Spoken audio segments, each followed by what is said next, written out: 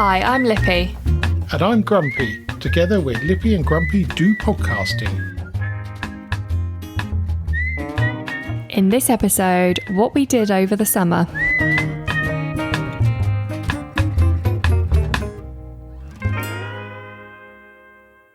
Now, Lippy. Hello.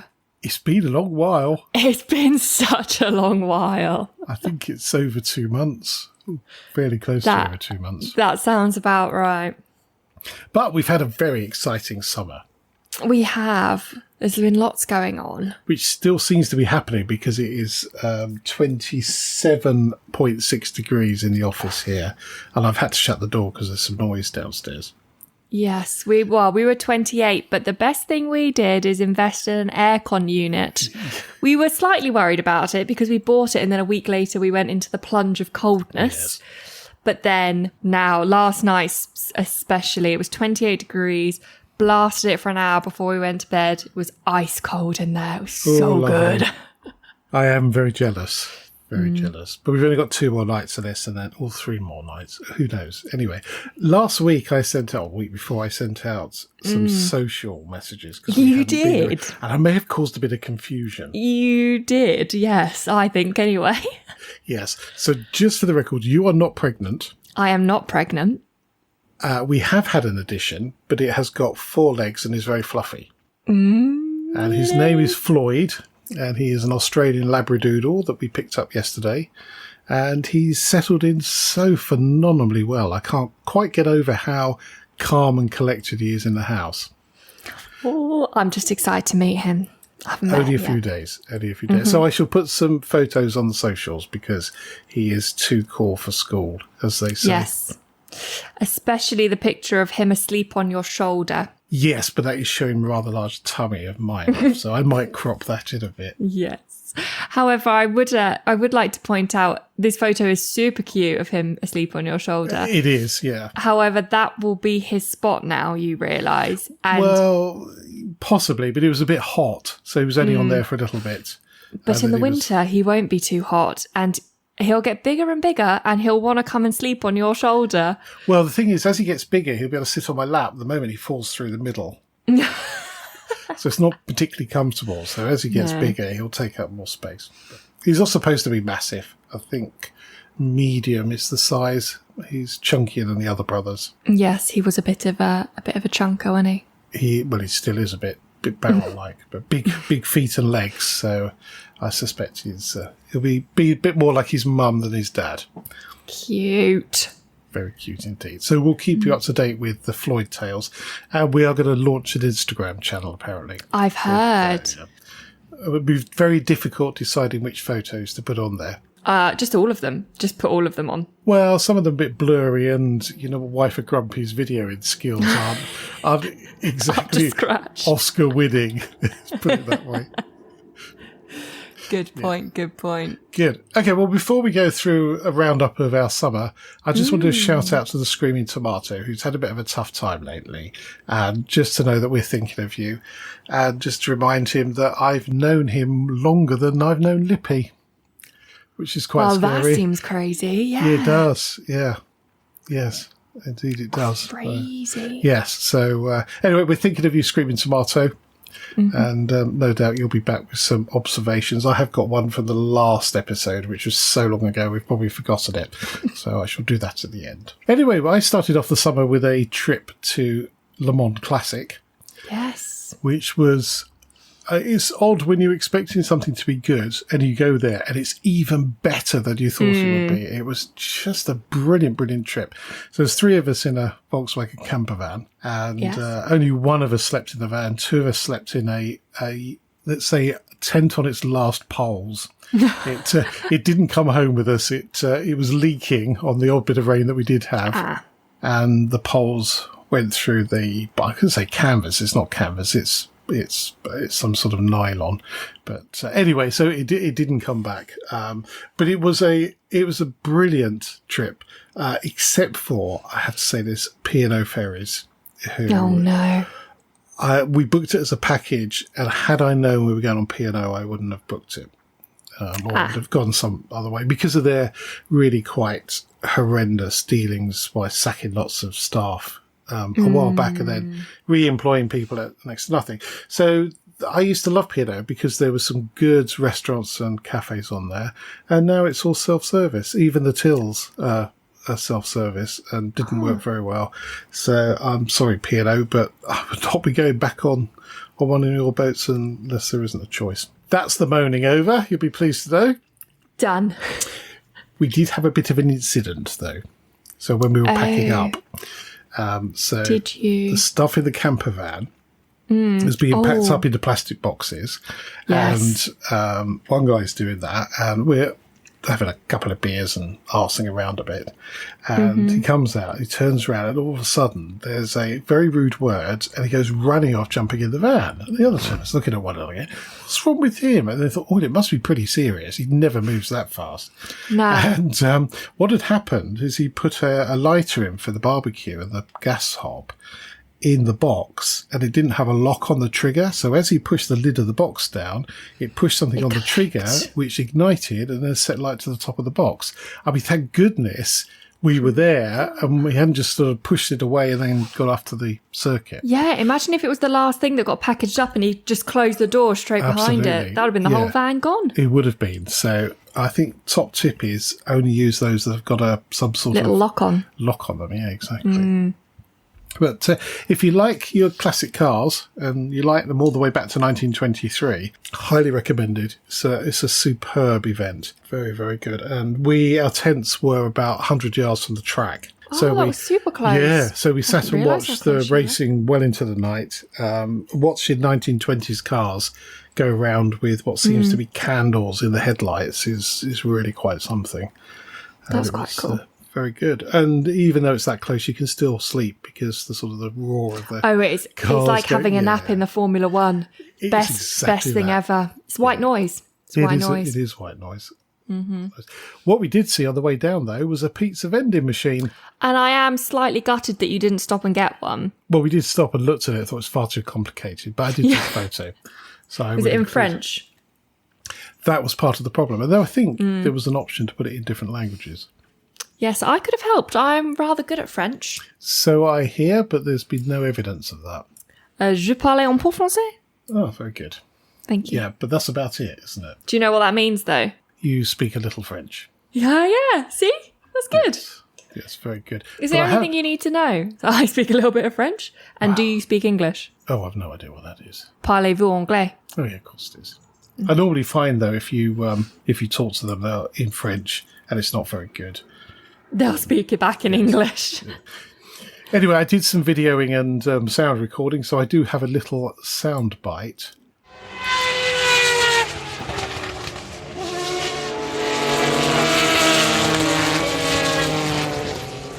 Yes, there's hours and hours of that footage. I got a bit carried away with the... I did just have to take one of my headphones out. Yes. For some of them reasons, it's always very loud when it comes through on here. That's cool, though. We've got homemade sound bites now. That's a new addition. We've got everything. We've got everything on this not thrown together podcast in the slightest. So anyway, we went back long and then we disappeared off to Swanage. Yes. Yeah, you were back a week, I think. It was something like that. Oh, there was something else in between. I went to the Festival of Speed on the Friday, which was very wet and very windy. Yes, I do remember you. The Saturday was cancelled because there was a storm coming through. And I thoroughly enjoyed it. I haven't been for a good few years. We had a bit of hospitality as well, which is quite nice. Yeah. Thanks to a very generous friend of mine. Lovely. And it was lovely. It was great. I got there pretty early to beat the queues, and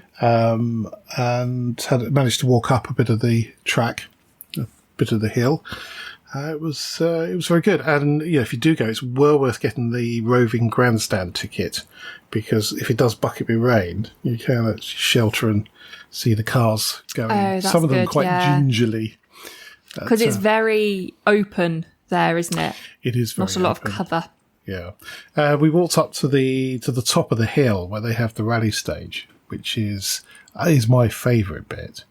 And one of my mates was there who was co-driving for one of the cars, and he's heavily involved in all sorts of Group B rally stuff.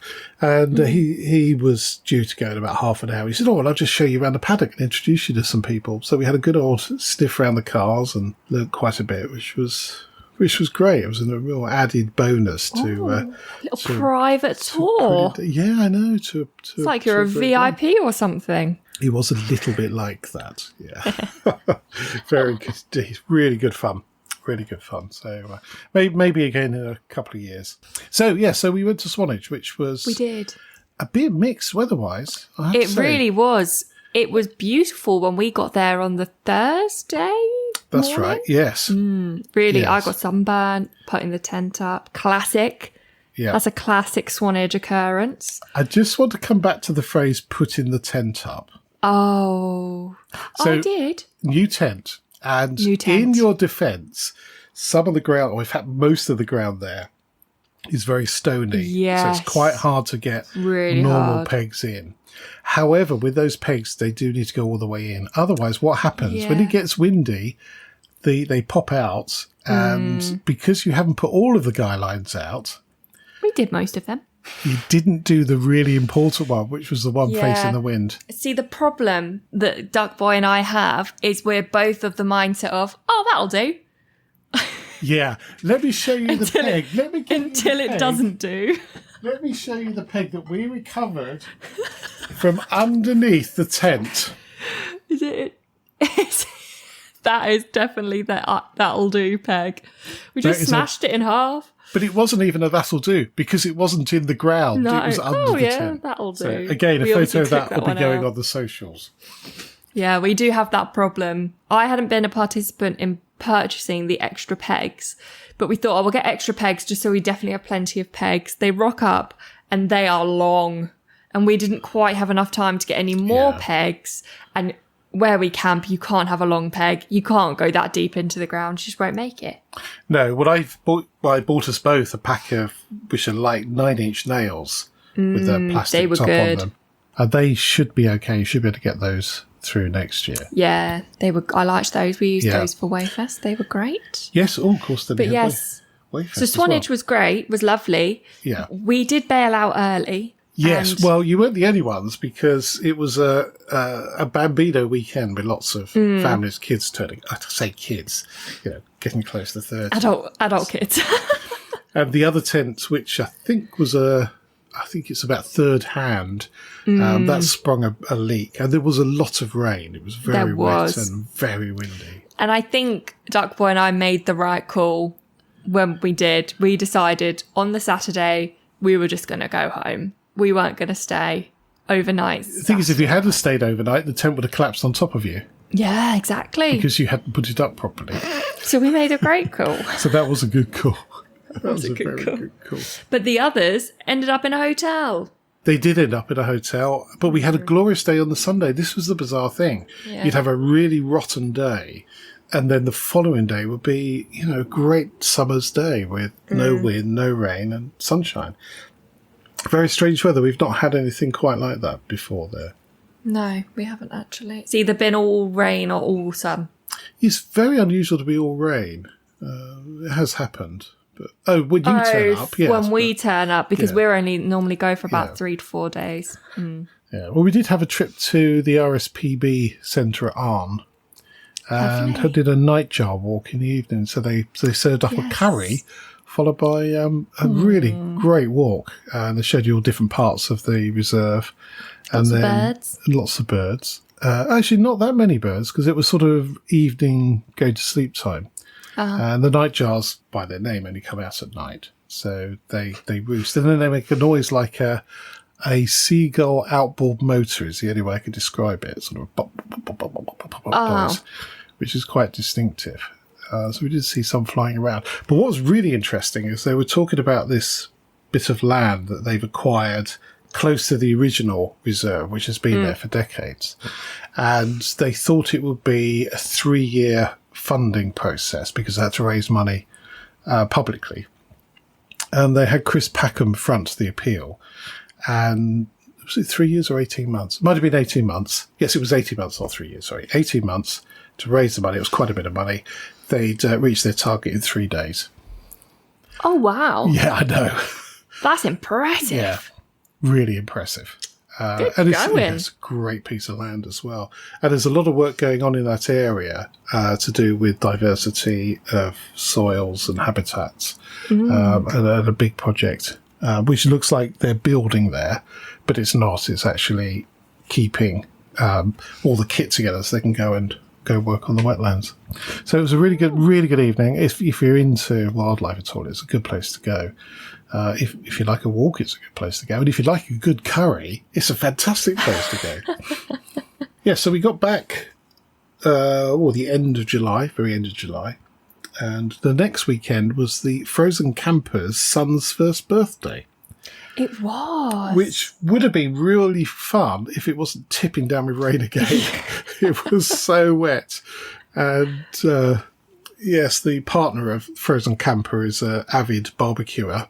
And he put up marquees and all sorts so he could still barbecue. But it was very damp. Very damp. But how crazy is that they've got a 1-year-old? I know. It doesn't seem possible. But he was on the verge of walking. So the trouble starts. He's now. ready. And then the following weekend after that, 13th of August, was Car Show Day, which was, again, bizarre weather. I wasn't able to attend Car Show Day. You weren't, were you? No, because Duck Boy and I had a garden project. You did. Tell us about the garden project first. So, because actually, no one will admit as much as myself and Duck Boy do that we did not think this would go this well. So we built from scratch a pergola or a pergola. People keep telling me different things. I don't know what the correct pronunciation is. I keep saying pergola. So we're going to go with a pergola. So it's got 4 posts and it's drilled into our decking and it's got edges and then 4 slats down the middle, all wood. Obviously, I was project manager. Well, that is not a surprise. And Duck Boy was, let's think of a polite word. Duck Boy was labourer. So I measured and drew lines and he cut. And then I held while he drilled things. And then when he made a mistake drilling, I helped fix the mistake drilling. And it went really smoothly. There was only 1 actual accident and 1 potential death. Okay, that's not too bad. So that's not bad, no. I thought. Potential death being I'd put a post into the ground holder. You know those metal Yes, they're like a met post holders. that bolts to something. Yes. I'd put it in that and put it on the AstroTurf upright. Can't remember why I did that. And then just assumed that because it was a square bottom, it would stand. And it wasn't drilled into anything.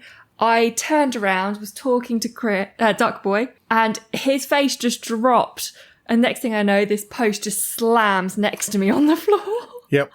Very easily done. Yeah, so that was the near-death experience, which probably wouldn't have been death, but it would have been painful. For sure. Well, it depends how fast it was moving when it hit you. But there's quite a bit of weight in those. That could have knocked you out. Solid piece of wood. Could have stopped you talking for a good 30, 40 seconds. It really could have. And then the actual accident that occurred was very minor.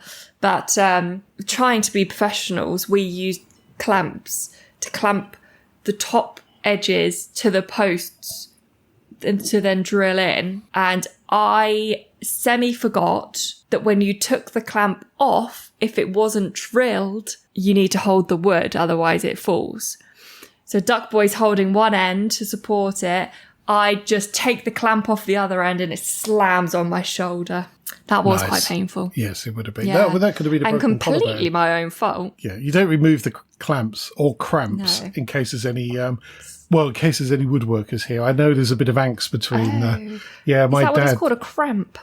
My dad was a carpenter and he always referred to it as a cramp. Well, yes. I was on a stepladder, so it didn't fall that far. There wasn't it didn't get a lot of speed behind it, but it really hurt. But the problem with that is if you're on the stepladder, when the thing falls, you jump to miss it and then fall off the stepladder. And I didn't do that really because I didn't even notice. Yeah, okay. I was oblivious to what I had just done to myself. Well, I am very impressed with the DIY project, which, according to Google, is pronounced pergola. Pergola, okay. Yeah, so then I stained it, put wood protector on it, and now we've got some really cute fairy lights up there. Brilliant. A grape plant that is throwing up the back post and that's all some good. nice new furniture. That's fantastic. So yeah, every time I look at it, I do feel very proud of myself as you project should. manager. And as should Duck Boy. Oh yes. I think it was the removing of tiles from your old bathroom that's got him into Yeah, this. it really set a enjoyed doing that, DIYer yeah. mode into It has. It's flicked a switch. Yeah, because now, I haven't told you this yet, the next thing he came out with is, I could probably just do our utility room myself. Do you know, you probably could. What, replumb it and put electrics in? The electrics is difficult because you're supposed to have somebody either sign it off or do it. And I don't know where the electrics are coming in. The plumbing you potentially could do, but what you could do is put everything out, bar the electrics or get the electrics in first. So you could do a lot of it yourself. That is possible with a bit of help. Maybe we'll just pay for that one. Maybe. I feel like that's not the next step. I think there's something in between pergola and a full working electrical water working room. There's a next step. But in terms of fitting cupboards and stuff like that. No. Well, yeah, so we've just built a shed as well, but that didn't really count as a DIY project because you're just putting it together. However, that has not gone well. Because we started at like 2:30 on a Sunday afternoon thinking it wouldn't take very long. Got to a point where I was like, let's just stick the roof on it so that it's waterproof and go and have dinner. There's several things I've learned over the years, and one of them is never to approach something saying, I'm just going to do this. Because it never works out like that. And starting projects on a Sunday afternoon, absolutely not a good idea. Just don't entertain the idea whatsoever. It's a standing shed. We just haven't put the roof on properly yet, and the door needs redoing where it was a bit wonked with the hinge, so we need to redo the hinge. Sometimes the way they join together is not very good, so sometimes the extra blocks of wood help just to give it a bit of strength. My shed at the allotment is lean slightly, so you have to pull it in one direction to get the door open. Well, it's quite secure on its base. It's just the actual hinge. We need to redo where the hinge is closer to the... We left too much of a gap, so it's a bit hangy. That's right. So we just need to tighten that up and then actually put the roof on properly, because at the moment we've just draped the weird stuff over the top and nailed it down so it doesn't blow off. The weird stuff being the roof felt, presumably. That's it, yeah, with the like stony bit on the top. Yes, that's it. Yes. Yeah, that's the one. That's going to store our new garden chair cushions. Excellent. Very good. Very good work. Well done. I have missed something out from our day-by-day itinerary of the summer. Oh, yes. I got back from Swanage to find that I'd been made redundant. Oh, yes, you did, didn't you? Yes, which I'm really very pleased about, I have to say. So I'd offered in the previous round for voluntary, and they said no.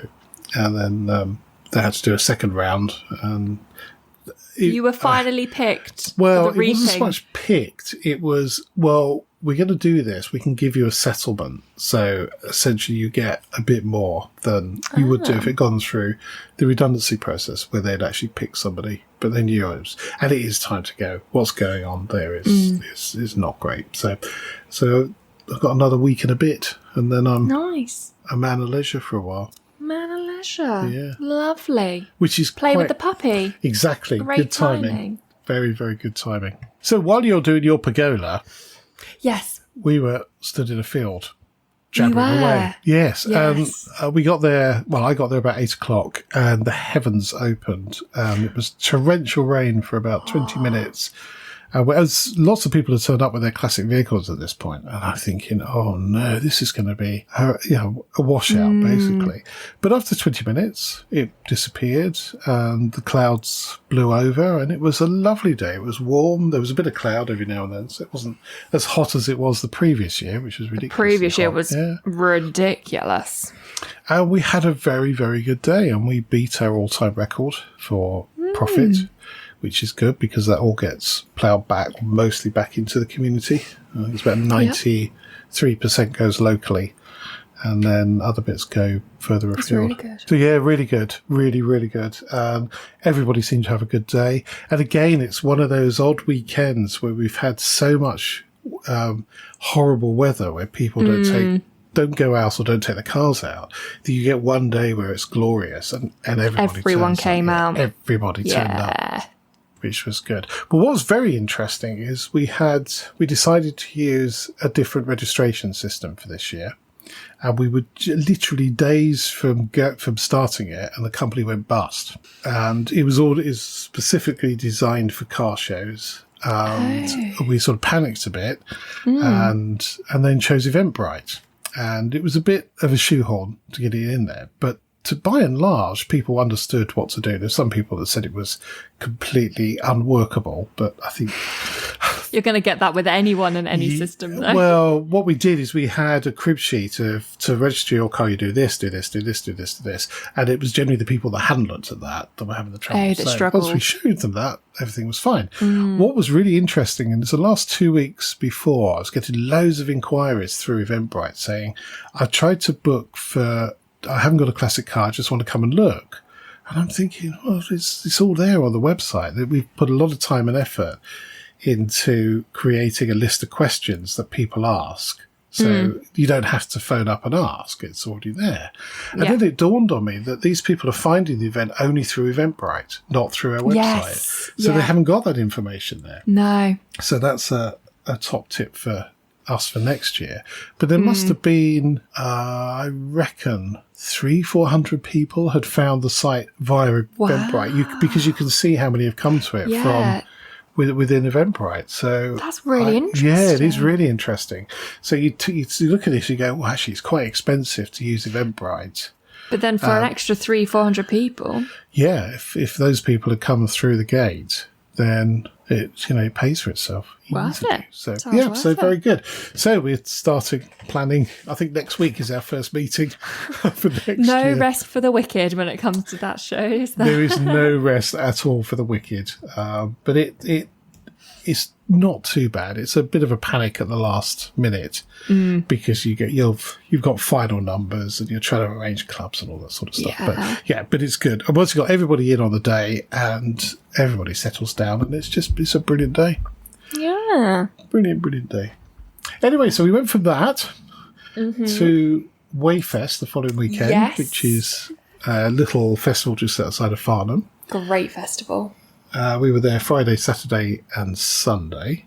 Saturday night was Scouting for Girls. Friday night. Friday night, Scouting for Girls, which have to be the best festival band in the world. They were incredible.